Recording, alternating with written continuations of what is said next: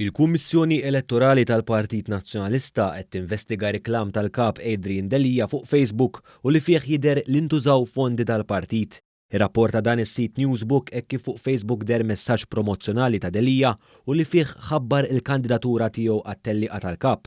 Is-sit tal-Knisja li jissimpatizza ferm mal-fazzjoni tal-ex kap Simon Busuttil ippubblika ritratt tar-riklam ta' Delija u li fih jidhru l-kliem Paid for by Partit Nazzjonalista. Il-Kummissjoni Elettorali qed tinvestiga dan il-każ wara li rċeviet ilment dwar din il-kwistjoni.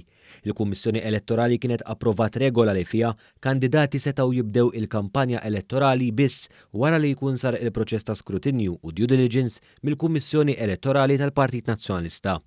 Is-sorsi tagħna fid-Dar Ċentrali għalunna li n-nies qrib Adrian Delija jinsabu urtati ferm hekk kif kollox jipponta lejn il-fazzjoni tal-ex kap Simon Busuttil li resqed dan l-ilment. Bin-nies qrib Adrian Delija qed jgħidu lid-deputati li sfiduċjawh qed jaqbdu ma' kull tarf sabiex ixekklu l-kap milli jerġa' jikseb it-tmum tal-Partit Nazzjonalista.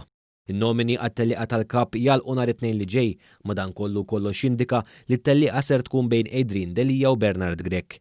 Grech uffiċjalment ħabbar li ser ikun qed jitfismu għal kariga ta' kap tal-partit il-ġimgħa wara nofsinhar.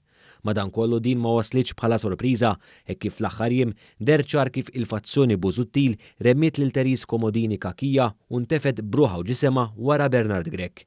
Ġimagħtejn ilu Bernard Grech saħansitra der jikkofoffa ma' Jason Azzopardi fi stabbiliment tax-xorb.